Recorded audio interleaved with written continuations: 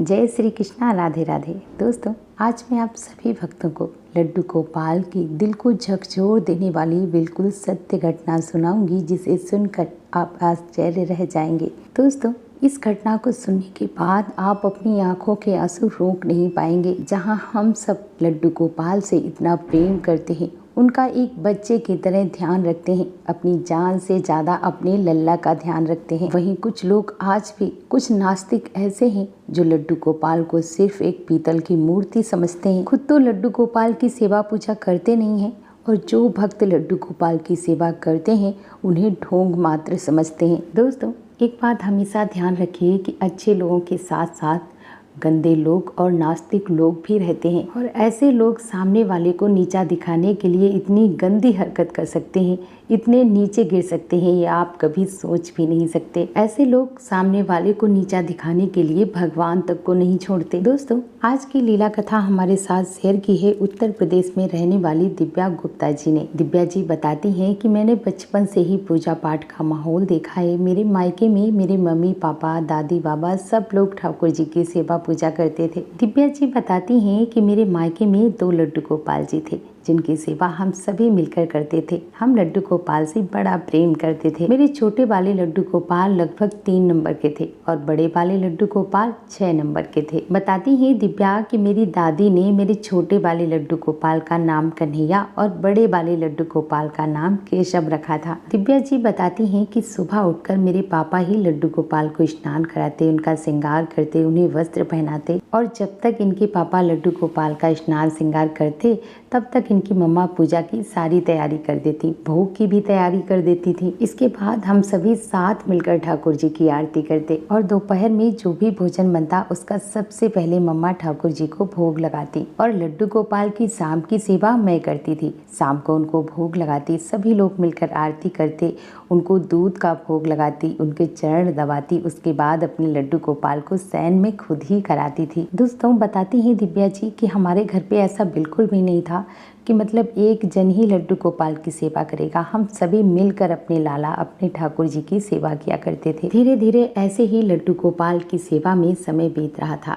मैं बड़ी हुई, मेरे मम्मी पापा ने, दादी बाबा ने अच्छा सा घर और वर देखकर मेरी शादी कर दी। बताती हैं दिव्या कि जब मेरी शादी तय हुई थी, मेरी शादी हुई नहीं थी, तब मुझे यह टेंशन होने लगी कि मैं अपने लड्डू गोपाल, अपने लाला के बिना कैसे रहूंगी, क्योंकि मेरा अलग ही लड्डू गोपाल से जुड़ाव हो गया था। मैं लड्डू गोपाल से बहुत प्रेम करती थी। मैंने लड्डू गोपाल के साथ भाई का रिश्ता जोड़ लिया था। भाई के रिश्ते के साथ ही मैं लड्डू गोपाल की सेवा पूजा करती थी। धीरे धीरे जब मेरी शादी का समय नजदीक आ रहा था, तभी एक दिन मैंने अपनी मम्मी से कहा कि मम्मी, हमारे घर में तो 2 लड्डू गोपाल जी हैं, हम ऐसा करते हैं, एक लड्डू गोपाल जी हम अपने साथ लेकर जाते हैं। दिव्या बताती हैं कि जब मैंने अपनी मम्मा और दादी से यह बात कही कि मैं एक लड्डू गोपाल जी अपने साथ लेकर जाऊं, पहले तो उन्होंने मना कर दिया।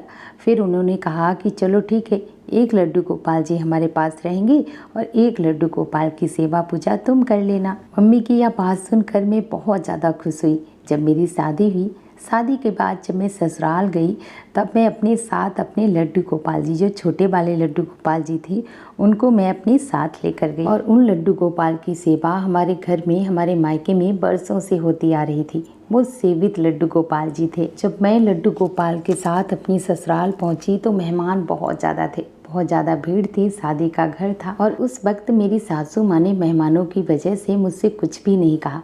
जब मैं ससुराल पहुंची तो उन्होंने मुझसे सिर्फ यही कहा कि तुम बहुत ज़्यादा थक गई हो, लड्डू गोपाल जी मुझे दे दो, मैं लड्डू गोपाल को मंदिर में बिठा देती हूँ। दिव्या जी बताती हैं कि सासू माँ की बात सुनकर मैंने अपने लड्डू गोपाल जी अपनी सासू माँ को दे दिए। इसके बाद वो सारी रस्में पूरी हुई। रस्म पूरी होने के बाद जब शाम होने को आई तो मैंने अपनी सासू माँ से कहा कि मम्मी जी, लड्डू गोपाल जी कहाँ हैं, उनको मैं भोग लगाकर उन्हें शयन करा देती हूँ। तब मेरी सासू माँ ने मुझे बताया कि लड्डू गोपाल जी मंदिर में बैठे हैं। वो मुझे मंदिर के पास लेकर गई। जब मैं मंदिर के पास पहुंची तो मैं देखकर हैरान थी, लड्डू गोपाल जी वहाँ पर तो थे ही नहीं। दिव्या जी बताती हैं कि जब मैंने मंदिर में लड्डू गोपाल को नहीं देखा तो मेरे रोंगटे खड़े हो गए।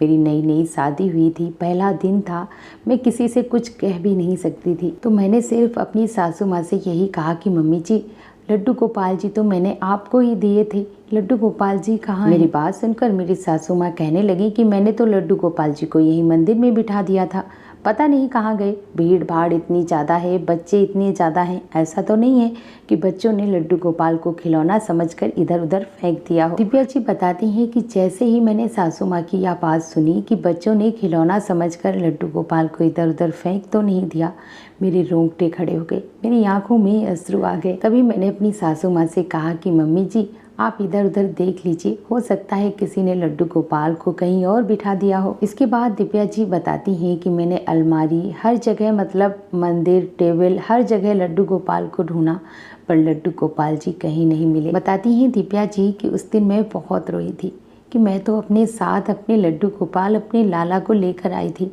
पर इस तरह से मेरे लड्डू गोपाल जी मुझे छोड़कर नहीं जा सकते। दिव्या जी बताती हैं कि मेरे लड्डू गोपाल जी मुझे मिल ज़रूर नहीं रहे थे, लेकिन मुझे पूरा यह विश्वास था कि मेरे लड्डू गोपाल जी मुझे छोड़कर नहीं जा सकते। इसके बाद मैंने यह सारी बात अपने मायके में अपनी मम्मा को बताई कि हम लड्डू गोपाल जी लेकर आए थे। लड्डू गोपाल जी को सासू माँ ने मंदिर में बिठा दिया, पर लड्डू गोपाल जी मिल ही नहीं रहे। ये बात सुनकर मेरी मम्मा भी बहुत परेशान हुई, वो भी बहुत रोई, क्योंकि वो लड्डू गोपाल जी हमारे घर पे वर्षों से विराजित थे। इसके बाद दिव्या जी बताती हैं कि मेरे ससुराल में मेरी ननद थी जो बड़ी, उन्होंने, मेरी जेठानी, सब लोगों ने मिलकर मुझे बहुत समझाया, मेरे हस्बैंड ने, कि मैं तुम्हें दूसरे लड्डू गोपाल ला कर दूंगा, अभी तुम्हारी नई नई शादी हुई है, तुम इस तरह से मत रहो, तुम परेशान होगी तो सब लोग क्या कहेंगे कि कैसी बहू है। यही सोचकर मैं चुप हो गई, मैंने किसी से भी कुछ भी नहीं कहा। बताती हैं दिव्या कि मैं अपने लड्डू गोपाल को याद करके बहुत रोती थी, और इस बात को लेकर भी रोती थी कि अगर शायद मैं अपने साथ लड्डू गोपाल को नहीं लेकर आती तो आज लड्डू गोपाल जी हमारे घर में होते, हम सबके साथ होते। मेरी वजह से ही मेरे लड्डू गोपाल, मेरे लाला के साथ ऐसा हुआ है। मैं मन ही मन अपने लड्डू गोपाल से प्रार्थना करती थी और उनसे क्षमा मांगती थी। ऐसे ही धीरे धीरे लगभग 6 महीने का वक्त बीत गया, और इन 6 महीनों में एक दिन भी ऐसा नहीं गया जिस दिन मैं अपने लड्डू गोपाल को याद करके रोती नहीं थी। मैं अपने लड्डू गोपाल को बहुत याद करती थी और उनसे मन ही मन प्रार्थना करती थी कि हे मेरे कृष्ण कन्हैया, हे मेरे लड्डू गोपाल जी, आप जहाँ कहीं भी हैं आप मुझे संकेत दीजिए, आप मुझे छोड़कर ऐसे नहीं जा सकते। लेकिन लड्डू गोपाल का कोई भी पता नहीं था। मेरी एक बात कभी समझ ही नहीं आई कि अचानक से आखिर मंदिर से लड्डू गोपाल जी कहाँ जा सकते हैं। इस बात को लेकर मैं हमेशा परेशान रहती थी। दोस्तों, दिव्या जी बताती हैं कि इसके बाद मेरे जीवन में एक ऐसी घटना घटी जिसे मैं अपने जीवन पर्यंत कभी भूल नहीं सकती। लगभग 6 महीने का वक्त बीत जाने के बाद एक दिन मैं ऐसे ही सो रही थी। लगभग सुबह का वक्त होने वाला था, 3 से 4 बज रहा था। तभी मैं एक हैरान कर देने वाला सपना देखती हूँ। मैं अपने सपने में अपने लड्डू गोपाल को देखती हूँ। मेरे लड्डू गोपाल जी मेरे स्वप्न में रो रहे हैं, और लड्डू गोपाल एक गेहूं की बोरी में बंद है और वह रो रहे हैं, और रोते हुए मुझे आवाज़ लगा रहे हैं कि मुझे यहाँ से बाहर निकालो, मेरा दम घुट रहा है, मुझे यहाँ से बाहर निकालो, मैं कब से यहाँ बंद हूँ। दिव्या जी बताती हैं कि जैसे ही मैंने अपने स्वप्न में लड्डू गोपाल को रोता हुआ देखा, इस तरह से आवाज़ मेरे स्वप्न में आ रही थी, मैं हड़बड़ा कर उठ जाती हूँ, मेरी आँख खुल जाती है, मैं उठकर बैठ जाती हूँ, मेरी आँखों से अश्रु बहने लगते हैं। जब मैं घड़ी की तरफ देखती हूँ तो 4 बज रहा था। दिव्या जी बताती हैं कि उसी वक्त मैं अपने हस्बैंड को उठाकर उन्हें सारी बात बताती हूँ, और उन्हें वह जगह भी बताती हूँ जिस स्थान पर मैंने गेहूं की बोरी में लड्डू गोपाल को बंद देखा था। मैं और मेरे हस्बैंड उठकर तुरंत स्टोर रूम में जाते हैं, क्योंकि वहीं पर अनाज रखा जाता था, वहीं पर गेहूं की बोरियां रखी हुई थी। जब मैं और मेरे हस्बैंड स्टोर रूम में पहुंचे तो वहां पर तो कई बोरियां रखी हुई थी। अब मुझे समझ में नहीं आ रहा था कि कौन सी बोरी में देखें, कौन सी बोरी में हमारे लड्डू गोपाल जी होंगे। मुझे कुछ भी समझ में नहीं आ रहा था। मैं सिर्फ अपने लड्डू गोपाल को याद करके रोई जा रही थी। मुझे अब भी, उस वक्त भी मुझे लड्डू गोपाल की आवाज़ सुनाई दे रही थी, वही स्वप्न की आवाज़ सुनाई दे रही थी। इसके बाद दिव्या जी बताती हैं कि मेरे हस्बैंड ने मुझे समझाया कि तुम रो मत, परेशान मत हो, हम एक एक करके सारी बोरियां खोल कर देखेंगे कि किस में लड्डू गोपाल जी हैं। इसके बाद दिव्या जी बताती हैं कि एक एक करके मैं और मेरे हस्बैंड बोरी खोलने लगे। फटाफट मैं अपने लड्डू गोपाल को ढूंढ रही थी। 3-4 बोरी पलटने के बाद चौथी बोरी में लड्डू गोपाल जी निकले, वो भी निर्वस्त्र, उनके शरीर पर कोई भी वस्त्र नहीं था। लड्डू गोपाल को देखकर मेरे रोंगटे खड़े हो गए, मेरा शरीर सिहर गया कि लड्डू गोपाल जी इस तरह से बोरी में कैसे आ सकते हैं। और 6 महीने से लड्डू गोपाल जी उसी गेहूं की बोरी में बंद थे। लड्डू गोपाल जी बिल्कुल काले पड़ चुके थे। दिव्या जी बताती हैं कि मैं अपने लड्डू गोपाल को उठाकर अपने सीने से लगाकर बहुत रोई थी। दोस्तों, यहाँ पर दिव्या जी ने मुझे एक बात बताई है कि मुझे सारी घटना समझ में आ गई थी कि वो लड्डू गोपाल जी किसी बच्चे ने गायब नहीं किए थे। वो लड्डू गोपाल जी मेरी सासू माँ ने ही गायब किए थे। मेरी सासू माँ ने ही लड्डू गोपाल को गेहूं के बोरे में बंद कर दिया था। वो नहीं चाहती थी कि मैं लड्डू गोपाल की सेवा पूजा करूं। दिव्या जी बताती हैं कि यह सारी घटना समझने में मुझे एक पल भी नहीं लगा। इसके बाद मैं अपने लड्डू गोपाल को लेकर अपने हस्बैंड के साथ अपनी सासू माँ के पास गई। जब मेरी सासू माँ ने लड्डू गोपाल को मेरे हाथ में देखा, वो भी इतनी सुबह सुबह, वो एकदम चौंक सी गई। उनके चेहरे को देखकर साफ साफ दिख रहा था कि लड्डू गोपाल जी को इन्हीं ने छुपाया था। इसके बाद जब मैंने उन्हें बताया कि मुझे गेहूं के बोरे में लड्डू गोपाल जी मिले हैं, मैंने स्वप्न में देखा था कि लड्डू गोपाल जी गेहूं के बोरे में बंद हैं। दिव्या बताती हैं कि जब मेरी सासू माँ ने मेरे स्वप्न की बात सुनी तो वो हैरान रह गई और कहीं ना कहीं उन्हें भी अपनी गलती का एहसास हुआ और उन्हें यह विश्वास हो गया कि सच में लड्डू गोपाल जी साक्षात होते हैं, जागृत होते हैं। और अगर लड्डू गोपाल साक्षात नहीं होते तो आज वह मुझे स्वप्न नहीं देते, और अगर वो मुझे स्वप्न नहीं देते तो शायद मैं अपने लड्डू गोपाल को कभी ढूंढ नहीं पाती। इसके बाद दिव्या जी बताती हैं कि मैंने अपनी सासू माँ से कहा कि मम्मी जी, मैं आपसे कुछ भी नहीं कहूँगी, कोई भी शिकायत नहीं करूँगी, बस आप मुझे यह बात बता दीजिए कि सच में आपने ही लड्डू गोपाल को छुपाया था? क्या आपने ही लड्डू गोपाल को गेहूं की बोरी में बंद कर दिया था? मेरे हस्बैंड ने भी बहुत पूछा कि मम्मी जी आप बता दीजिए, आपने ही लड्डू गोपाल को इस तरह से गेहूं में छुपा दिया था? मेरे बहुत ज़्यादा पूछने पर बहुत ज़्यादा शर्मिंदगी के साथ मेरी सासू माँ ने बताया कि उन्होंने ही लड्डू गोपाल को गेहूं के बोरे में बंद कर दिया था। उन्होंने बताया कि वो नहीं चाहती थी कि मैं लड्डू गोपाल की सेवा पूजा करूं। उन्होंने सोचा कि अगर यह लड्डू गोपाल की सेवा करेगी, उन्हें स्नान कराएगी, भोग लगाएगी, शयन कराएगी, तो सारा दिन तो लड्डू गोपाल की सेवा में ही व्यस्त रहेगी, तो घर के काम कैसे करेगी? और घर में शादी का माहौल है, मेहमान इतने ज़्यादा हैं, बच्चे भी हैं, तो इस समय अगर मैं लड्डू गोपाल को छुपा दूंगी तो मेरे ऊपर कोई शक भी नहीं करेगा। इसी वजह से मैंने उस दिन ही लड्डू गोपाल को गेहूं के बोरे में बंद कर दिया था। इसके बाद दिव्या जी बताती हैं कि मैंने अपनी सासू माँ को बताया कि मम्मी जी, ये कोई मूर्ति नहीं है, ये साक्षात हैं। लड्डू गोपाल जी जहाँ होते हैं साक्षात होते हैं। ये भगवान श्री कृष्ण के बाल स्वरूप हैं। जो भी इनसे प्रेम करता है और जिससे ये प्रेम करते हैं, उसे छोड़कर ये कभी नहीं जाते, हमेशा उसके सुख दुख में उसके साथ रहते हैं। इसके बाद दिव्या जी बताती हैं कि मेरी सासू माँ ने लड्डू गोपाल से क्षमा मांगी।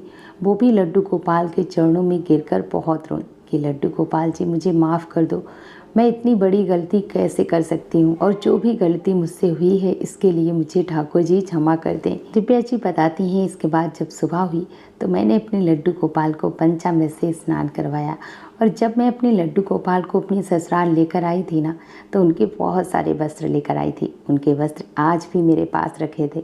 मैंने उनके वस्त्र निकाल कर लड्डू गोपाल को पहनाए। 6 महीने के बाद अपने लड्डू गोपाल का श्रृंगार किया, उन्हें भोग लगाया।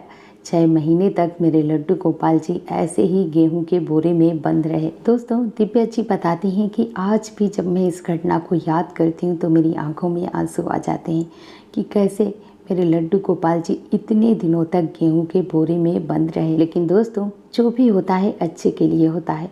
अगर मेरी सासू माँ लड्डू गोपाल को इस तरह से नहीं छुपाती तो उन्हें जीवन में कभी यह एहसास नहीं होता कि लड्डू गोपाल जी साक्षात होते हैं, वो जागृत होते हैं, वो जहाँ भी होते हैं साक्षात होते हैं। वो कोई मूर्ति नहीं है, कोई विग्रह नहीं है, क्योंकि मेरी सासू माँ सिर्फ और सिर्फ लड्डू गोपाल को एक पीतल की मूर्ति मानती थी। लेकिन इस घटना के बाद मेरी सासू माँ को भी लड्डू गोपाल पर विश्वास हो गया और वो भी धीरे धीरे मेरे साथ लड्डू गोपाल की सेवा पूजा करने लगी, उनसे प्रेम करने लगी। अब जब कभी भी मैं बाहर जाती हूँ तो मेरी सासू माँ ही लड्डू गोपाल की सेवा पूजा करती हैं। दोस्तों, हम भक्त जितना प्रेम अपने लड्डू गोपाल से करते हैं, उससे 1000 गुना ज़्यादा हमारे लड्डू गोपाल जी, हमारे लाला हमसे प्रेम करते हैं। जब हम अपने लड्डू गोपाल के बिना नहीं रह सकते तो सोचिए हमारे लाला हमारे बिना कैसे रह सकते हैं। इसीलिए इस तरह से लीला करके, इस तरह से स्वप्न देकर दिव्या जी के पास उनके लड्डू गोपाल जी फिर से वापस आ गए। तो दोस्तों, ये थी लड्डू गोपाल की आज की सच्ची घटना। दोस्तों कैसी लगी आज की घटना कमेंट बॉक्स में ज़रूर बताएं और कमेंट बॉक्स में राधे राधे भी ज़रूर लिखें। मिलते हैं एक नई वीडियो के साथ, तब तक के लिए राधे राधे, हरे कृष्णा।